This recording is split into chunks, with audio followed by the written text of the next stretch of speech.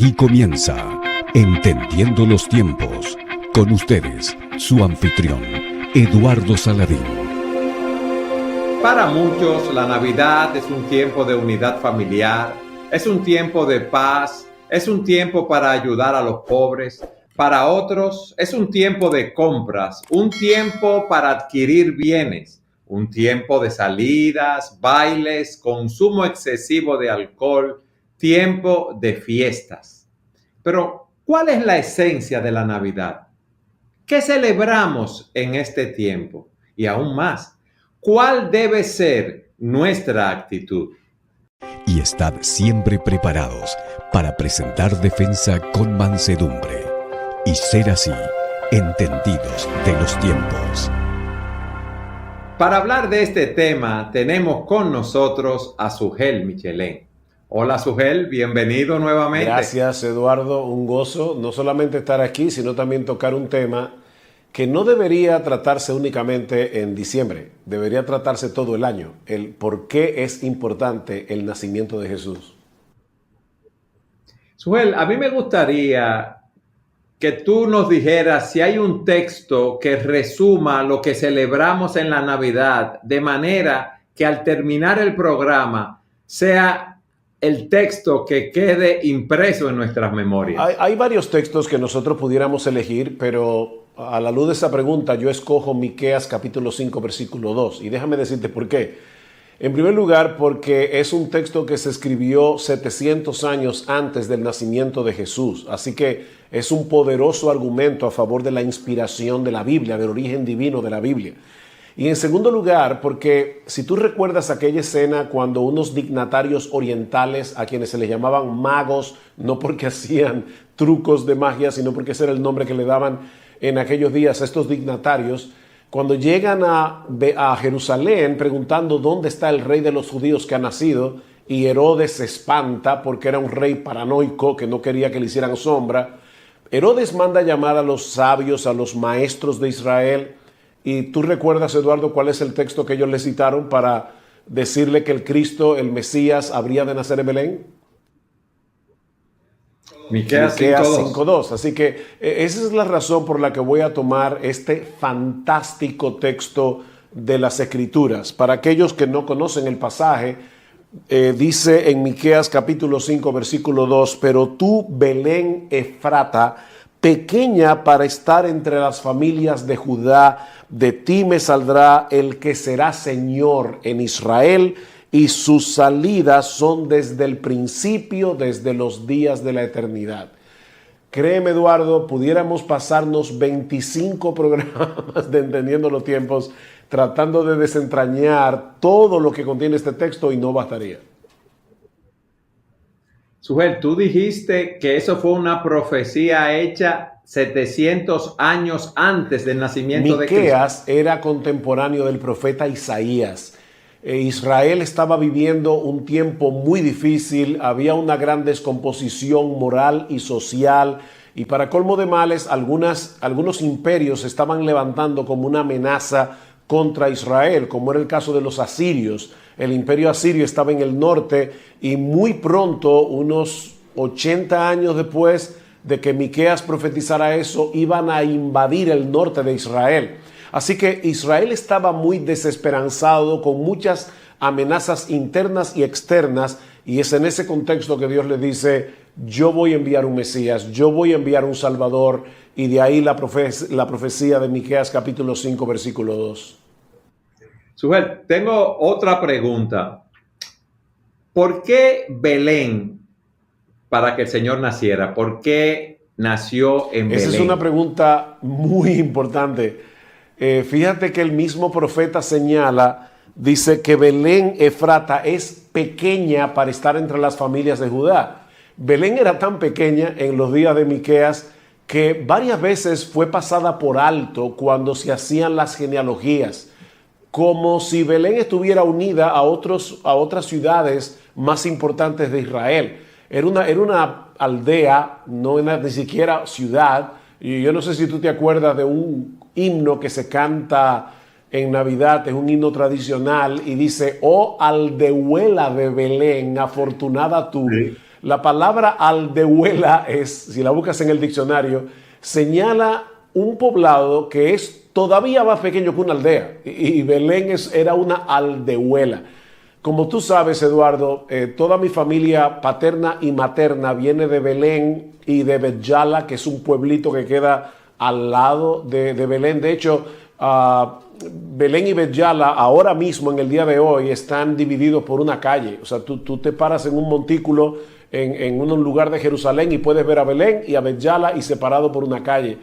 Y me decían mi padre, que se crió en Belén, y mis abuelos, que aquellas personas que les gustaba fumar, si encendían un cigarrillo en Belén y salían caminando hacia Bet-Yala, llegaban caminando con el cigarrillo encendido. O sea, para que tú tengas una idea de lo pequeñita e insignificante que era Belén. Sujel, ¿y por qué escoger una aldea tan insignificante para que naciera el Mesías? Ese es el punto. Dios siempre se ha encargado de hacer las cosas para humillar al hombre y hacerlo ver su propia gloria. En este caso, Jesucristo, que era el Rey de Reyes y el Señor de los Señores, pudo haber nacido en Roma. Recuerda que en aquellos días Roma dominaba toda la parte de Palestina y Roma era la capital del imperio. O sea que Cristo pudo haber nacido en Roma, o por lo menos pudo haber nacido en Jerusalén, que era la capital de Israel, donde estaba el templo. Sin embargo, Dios escoge esta aldea en Judá para mostrarle al mundo que este monarca que había venido, el más grande de los reyes, iba a hacer una obra de salvación a través de su humillación. Porque no olvides que dentro de Belén también Dios pudo haber escogido la mejor de las casitas que hubieran en Belén para que naciera el Señor, pero todavía se humilló más al nacer en un establo. Y hoy día, ¿verdad? Nosotros vemos los belenes que se hacen y se ven muy bonitos, pero los establos no debían ser lugares higiénicos, debía ser muy maloliente. Para María debe haber sido una tensión que su bebé naciera en un lugar donde hubiera podido coger cualquier infección. Sin embargo, Dios escogió ese lugar para enseñarnos una gran verdad. Y es que Dios gana perdiendo. O sea, Dios trae salvación a través de la humillación. Primero a través de la humillación de su Hijo, pero luego a través de la humillación de los seres humanos que Él llama salvación. Porque, Eduardo, nadie entrará en la puerta del reino de Dios con todo su orgullo inflado. Esa puerta es demasiado estrecha, como el mismo Cristo va a decir en su ministerio: entrad por la puerta estrecha. Nadie puede entrar con su soberbia, con su arrogancia, confiando en sus buenas obras. Esos son demasiados paquetes que no caben en esa puerta. Así que la humillación del Hijo de Dios es una señal, primero, de que su obra se iba a llevar a cabo a través de su propia humillación, porque Cristo iba a morir en una cruz como un malhechor, siendo el Hijo de Dios. Pero en segundo lugar, es un recordatorio de que el hombre mismo que quiere esa salvación tiene que humillarse y reconocer su pecado antes de poder disfrutar de la salvación que Cristo vino a ofrecer. Eso significa, Sujel, que no importa el estatus de una persona, educativo, económico, social, político, todos nosotros tenemos que humillarnos siguiendo el ejemplo de Cristo si queremos alcanzar la salvación. El mismo Señor Jesucristo: el que se exalta será humillado, el que se humilla será enaltecido. Y lo dice en el contexto de dos hombres que fueron al templo a orar. Uno era fariseo, un individuo con una gran reputación en Israel. El otro era publicano, que era lo peor de la sociedad. Y mientras el fariseo se gloriaba en lo que él era y en lo que él hacía, el publicano se daba golpes en el pecho diciendo: Dios, sé propicio a mi pecador. Y Cristo dice: ¿saben qué? Ese publicano descendió a su casa justificado. Es decir, Dios lo declaró inocente en el tribunal celestial, pero no el fariseo, porque este publicano reconoció su pecado, reconoció su indignidad. El fariseo no, y por eso no va a poder entrar. El que se exalta será humillado, confiando en sus buenas obras, que él es más decente que los demás, que él tiene muchos méritos. Ese será humillado. el que se humilla será enaltecido.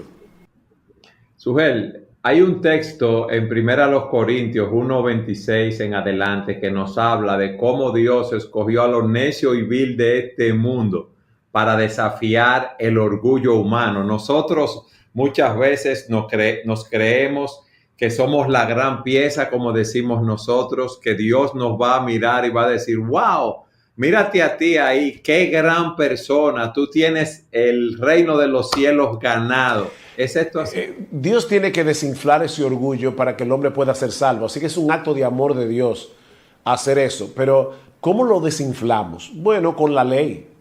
Mírate en el espejo de la ley y pregúntate si tú eres el gran personaje que tú te crees que tú eres. Porque dice la ley, los dos mandamientos más importantes son: amarás al Señor tu Dios con todo tu corazón, con toda tu alma, con toda tu mente, con todas tus fuerzas. Y el otro es semejante: ama a tu prójimo como a ti mismo. Eduardo, ¿quién hace eso? Nadie. O sea, si ese es el estándar, el mejorcito de los seres humanos está muy lejos de alcanzar ese nivel. Así que el problema del hombre es que se cree más de lo que es, y Dios en su amor lo coloca delante de su ley. Mira, esto es lo que yo pido del hombre, para desinflar ese orgullo y llevar al hombre a confiar en la justicia de otro, en la justicia que Dios nos ofrece en la persona de Jesús. Sugel, en el texto de Miqueas dice: de ti me saldrá aquel que será gobernante de Israel. Pero Cristo no llegó a gobernar. Cristo murió en la cruz del Calvario como un criminal. Eso es otra muy buena pregunta. Definitivamente Cristo vino a ser Señor. ¿Pero qué tipo de Señor? Porque la razón por la que los judíos terminaron crucificando a Cristo en la cruz del Calvario es porque ellos tenían una idea equivocada del tipo de reino que Cristo vino a establecer en su primera venida. Cristo vino a morir por pecadores. Así que el mayor problema del hombre es el pecado, y Cristo vino a resolver el mayor de los problemas. Y la única forma de hacer eso era sustituyéndonos en la cruz, sufriendo en la cruz el castigo que nosotros merecemos por nuestros pecados. Ahora, es muy fácil ahora, ¿verdad?, 2000 años después, leyendo la Biblia, decir, wow, estos judíos teniendo el Antiguo Testamento, aún así se equivocaron. Pero yo me pregunto, ¿no es ese el mismo problema que nosotros tenemos en el día de hoy? Eduardo, ¿cuánta gente acude a Cristo porque quiere que su matrimonio se arregle, porque quiere que sus hijos rebeldes vengan a ser más obedientes, porque están enfermos y quieren salud, o porque están en pobreza y quieren prosperidad material? En otras palabras, ese problema que los judíos tuvieron y que lo llevaron a crucificar a Cristo es exactamente el mismo problema que los seres humanos tienen en el día de hoy, porque la naturaleza humana no ha cambiado. ¿Sabes lo que eso significa, Eduardo? Que si Cristo naciera mañana y predicara de la forma que Él predicó, lo crucificarían otra vez, porque el ser humano no quiere ese tipo de gobierno. El ser humano no quiere un gobierno que implique el yo de poner mi orgullo y mi voluntad para aceptar humildemente lo que Dios me ofrece como un regalo y hacer su voluntad. Wow. Es maravilloso ver el plan de Dios, ver nuestra condición, Sugel, y ver cómo ese Cristo vino humillándose la primera vez y cómo vendrá una segunda vez para reinar y traer juicio sobre la tierra. Pero en ese texto también de Miqueas se nos dice que Él era desde la eternidad. ¿Qué significa esto? Porque Él se encarnó en el tiempo. Para no perder la costumbre, antes de responderte esa pregunta, ¿tú me permites que yo te haga otro comentario? Claro que sí. Costumbre, tú sabes que... Y no te voy a interrumpir en este caso. La Biblia no tiene una sola palabra de más. De hecho, Cristo mismo dice: hasta que pasen el cielo y la tierra, ni una jota ni una tilde pasará de la ley hasta que todo se haya cumplido. ¿Sabes lo que eso significa? La iota, que aunque se traduce J en español, pero la iota era la letra más pequeñita del alfabeto griego. O sea, es una letrica pequeñita.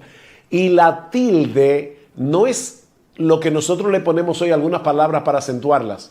Eran un palito, por decirlo de alguna manera, que separaba una letra de otra. Por ejemplo, si tú escribes la P mayúscula y la R mayúscula, son iguales, excepto que la R tiene bastón, ¿verdad? Tiene un palito. Ese palito es la tilde. Sí. Así que imagínate lo que Jesús está diciendo.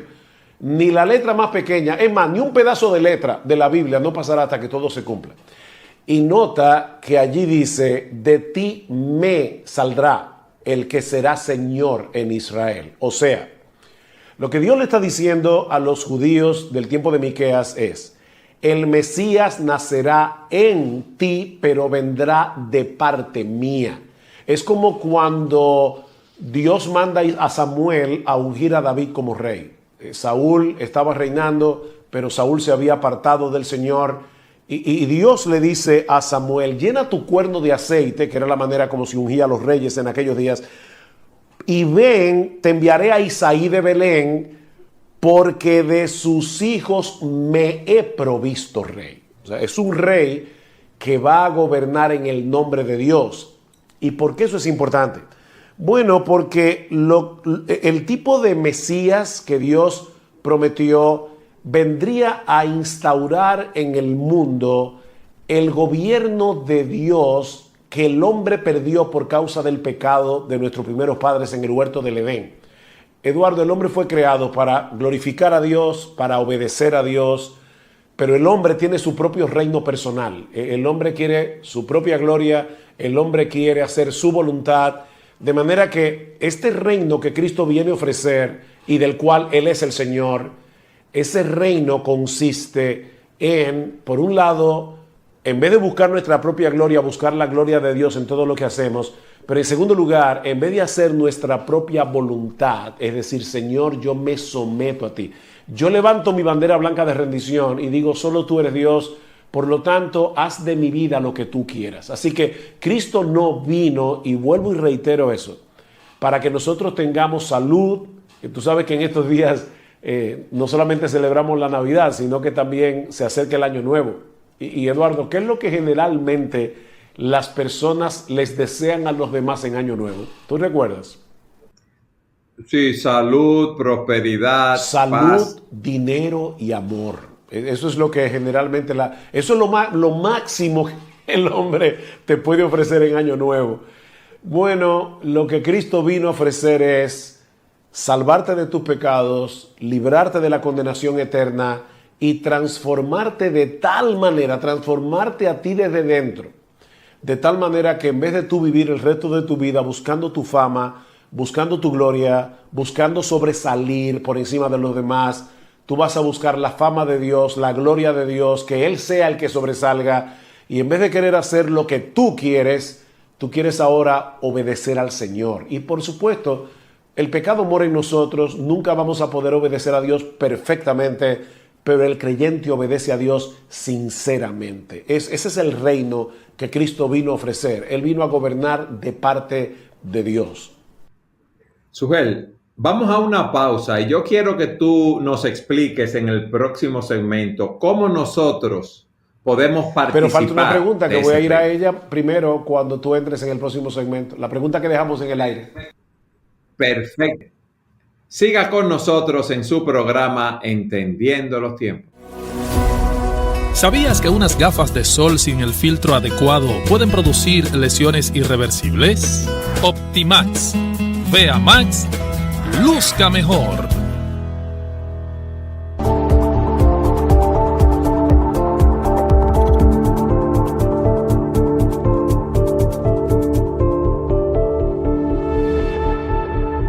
Sugel, en el segmento anterior dejamos dos preguntas.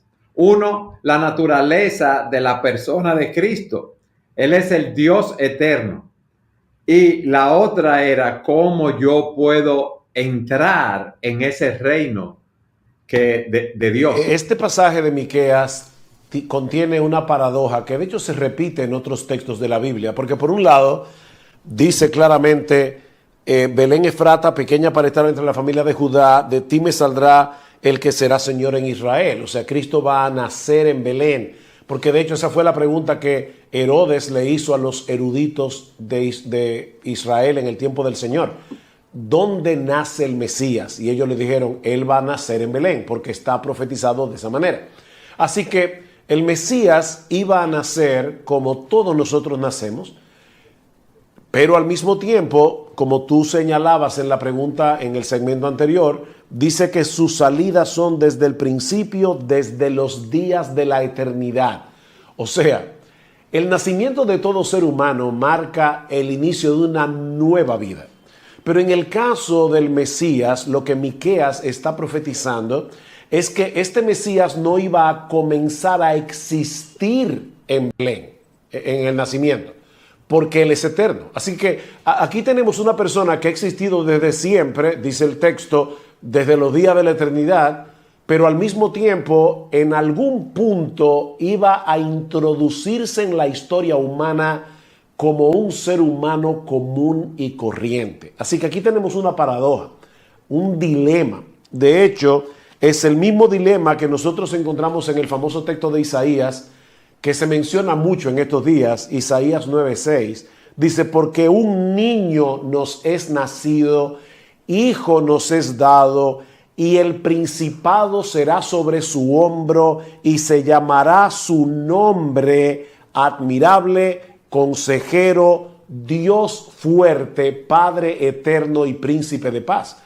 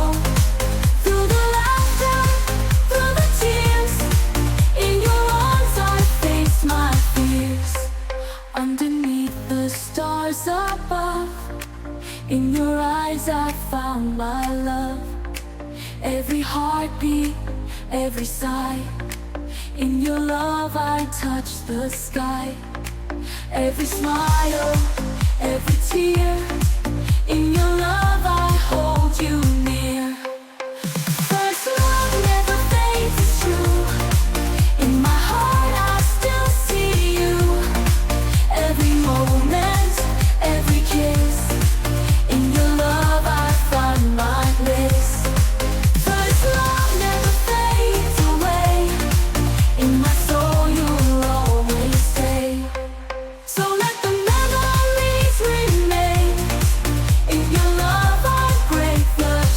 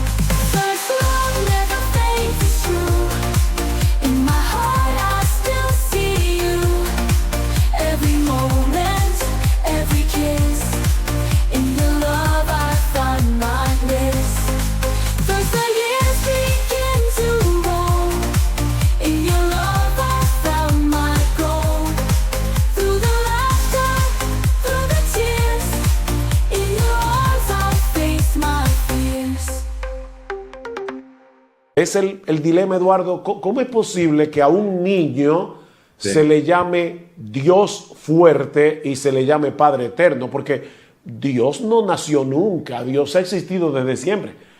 Pero el Mesías se iba a ser hombre. Y eso es lo que Miqueas está profetizando. La segunda persona de la Trinidad, Dios, el Hijo, que ha existido desde siempre, se iba a introducir en la historia humana a través del vientre de una joven de Israel llamada María. Y en esa forma iba a comenzar su vida como hombre, pero no como Dios. Así que Cristo es verdadero Dios y verdadero hombre. La pregunta entonces que debemos hacernos es, ¿y por qué era necesario que Dios se hiciera hombre? O sea, ¿por qué Jesús no vino como el Hijo de Dios a salvar a la humanidad sin tener que encarnarse, sin tener que hacerse hombre? Esa es la pregunta clave aquí, Eduardo. ¿Tú también quieres que la responda? Bueno, entonces, pero claro, ya tú mismo la formulaste. Okay. Esta es la solución del dilema. La Biblia dice que la paga del pecado es la muerte. Así que todo hombre tiene que morir por causa de sus pecados. Y no nos referimos únicamente a la muerte física. Es aún peor, es la muerte espiritual. La palabra muerte significa separación, no la palabra, sino el concepto. Es separación. La muerte física es la separación del alma y el cuerpo. La muerte eterna es la separación del hombre con Dios por los siglos de los siglos en la condenación. Así que la paga del pecado es la muerte. La única forma en que Dios podía salvarnos y mantener intacta su justicia es si alguien moría en nuestro lugar. Por supuesto, ese alguien no podía ser cualquiera, porque tenía que ser alguien que no tuviera cuentas pendientes él mismo en el tribunal de Dios. Tenía que ser perfectamente santo. Pero ese alguien también tenía que tener un valor eterno, infinito, porque él iba a pagar por los pecados de la humanidad delante de un Dios infinito. El problema, Eduardo, es que el único ser de todo el universo que tiene esas dos características, perfectamente santo y eternamente valioso, es Dios mismo. Y Dios no puede morir porque Él es Dios. Sí. Recuerda, la paga del pecado es la muerte. Así que la razón por la que Cristo nace en Belén es para morir en la cruz, habiendo vivido la vida perfecta de obediencia como hombre, que ninguno de nosotros hemos podido vivir jamás, y luego muriendo en la cruz como un criminal para pagar por nuestros pecados. Así que la Navidad, Eduardo, es un recordatorio perpetuo de la pecaminosidad humana. Fíjate lo irónico que es que muchos, como tú decías al principio de este programa, celebran la Navidad en un desenfreno pecaminoso, cuando fue realmente por causa del pecado del hombre que Dios tuvo que hacerse hombre para morir en una cruz por nuestros pecados y así pagar nuestra deuda con la justicia de Dios. Así que cada Navidad o cada vez que nosotros pensamos en el nacimiento de Jesús, aunque sea en julio, Eduardo, eso es un recordatorio de que el hombre es pecador y de que no podía salvarse a sí mismo. Dios tuvo que venir él mismo como hombre a salvarnos de nuestros pecados, muriendo en la cruz. Wow, Sujel, es increíble que algo tan glorioso como que Cristo vino al mundo a buscar, a salvar lo que se había perdido, que se humilló naciendo en un pesebre, que dejó su trono y su gloria en los cielos para reconciliarnos con Dios, para restaurarnos, ¿verdad? Lo que el pecado había hecho en nosotros, para que pudiéramos vivir para la gloria de Dios, se celebre de una manera tan diferente, ¿verdad? A la esencia, al significado de lo que es la Navidad. Cuando deberíamos estar centrados en dar acciones de gracias a Dios por habernos rescatado de una vida sin sentido y a la luz de lo que tú dices, de habernos rescatado de una condenación. Es por eso, Eduardo, eterna. que cuando nosotros pensamos en la Navidad, nuestro foco de atención no debe ser el pesebre en Belén. Nuestro foco de atención debe ser el Gólgota, donde Cristo murió crucificado. Porque muchos hoy día van a hablar del niño Jesús, el niño Jesús, pero es que Jesús no se quedó siendo niño. Jesús creció, vivió una vida de obediencia perfecta, como decíamos hace un momento, y a pesar de todo eso, muere en una cruz como un criminal en la cruz, en el Gólgota. Así que cuando nosotros pensemos en la Navidad, no pensemos tanto en ese pesebre, porque algunos, ¿verdad?, recrean esa escena, y es una escena gloriosa, no quiero restarle mérito, es una escena gloriosa que el Hijo de Dios se haya hecho bebé a través del vientre de María y haya nacido en un establo. Pero lo más glorioso es que ese bebé murió crucificado siendo hombre por causa de nuestros pecados. El Hijo de Dios estuvo dispuesto a amarnos hasta ese punto. Entonces ahí debe estar el foco de atención del hombre cuando recuerda la Navidad. Sugel, entonces el mayor regalo que nosotros podemos darle a una persona que no conoce al Señor es llevarle el mensaje del Evangelio. ¿Qué tú nos dices? O sea, ¿qué mayor regalo nosotros podemos darle a una persona que predicarle el Evangelio de Jesús?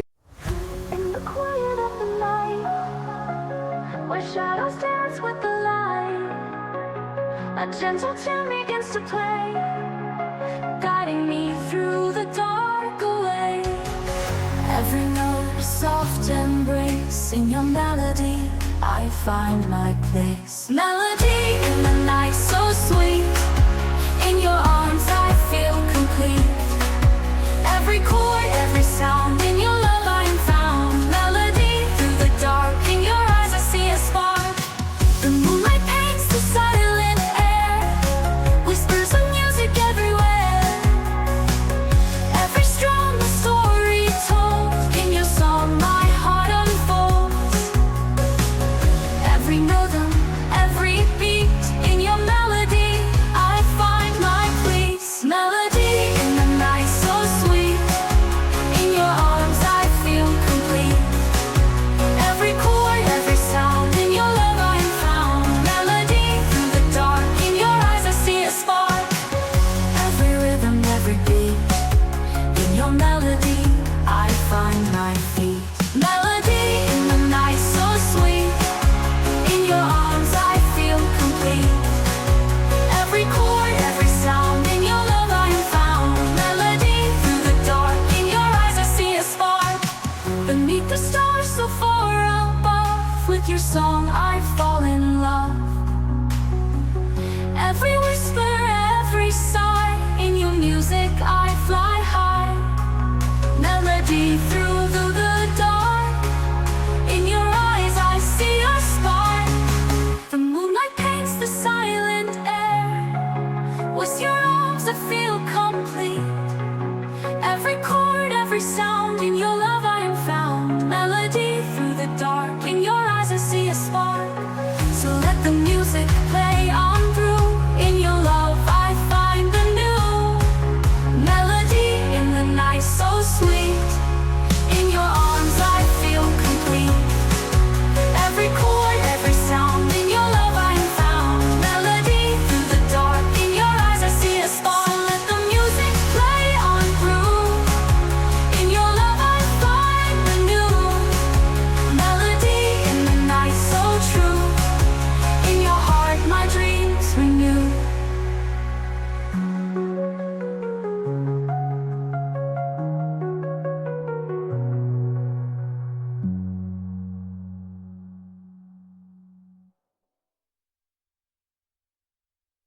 Jesucristo, mostrarle por la Biblia que es un ser pecador, o sea que no Cristo, sino Él, que la persona a la que le estamos predicando, que esa persona es pecadora, que esa persona necesita salvación, que algún día todos nos enfrentaremos con el juicio de Dios. Dice la Biblia que todas las cosas están desnudas y abiertas a los ojos de aquel a quien nosotros tenemos que darle cuenta. Eduardo, esta historia termina en un tribunal. Y el punto aquí es el siguiente: nadie va a salir bien parado en ese tribunal. Nadie es lo suficientemente bueno como para salir absuelto. Todos estamos condenados. Pero Cristo vino al mundo, y reitero, porque es tan importante esa verdad, Él vivió la vida de obediencia perfecta al Padre que nosotros no podemos vivir, para luego morir en una cruz la muerte que nosotros merecemos morir, la muerte de los peores de los criminales. Sin embargo, Él hizo eso para que hoy Dios, sobre la base de esa obra redentora, nos ofrezca en el Evangelio vida eterna, el perdón de todos nuestros pecados, solo por gracia, solo por Cristo y solo por medio de la fe. Así que, qué mayor regalo. Mire, yo te puedo dar todo el oro del mundo, Eduardo, pero si al final de cuentas te vas a morir y vas a ir a una condenación eterna, ¿de qué te valió ser rico? ¿De qué te valió tener salud? Cuando yo digo salud, dinero y amor, ¿de qué te vale todo eso si al final de cuentas, cuando mueras, vas a una condenación eterna? Pero Dios nos ofrece vida eterna, gratis, Eduardo, gratis, por medio de la fe. Wow. Sujel, qué bueno es saber que el Señor se dio a sí mismo por nosotros para redimirnos de toda iniquidad, para purificar para sí un pueblo propio, celoso de buenas obras. Qué mayor regalo que ese podemos tener. Gracias por haber estado con nosotros en este día, Sujel. Gracias por haber compartido ese texto de Miqueas. Gracias por habernos enseñado hoy cuál es la verdadera esencia, el significado de la Navidad. No, iba a decir simplemente, Eduardo, que esperamos en el Señor de verdad que este programa sea usado por Él en este tiempo y aún más allá de este tiempo para despertar a muchos de la realidad de la muerte, para despertar a muchos de la realidad del juicio y de la necesidad que todos tenemos de un Salvador. Y Eduardo, no hay 2, ni 3, ni 10 Salvadores. Hay uno solo, Jesucristo. Dios que se hizo hombre para morir en una cruz por nuestros pecados. Amén. Gracias nuevamente y gracias a todos ustedes por habernos acompañado en un programa más de Entendiéndolo.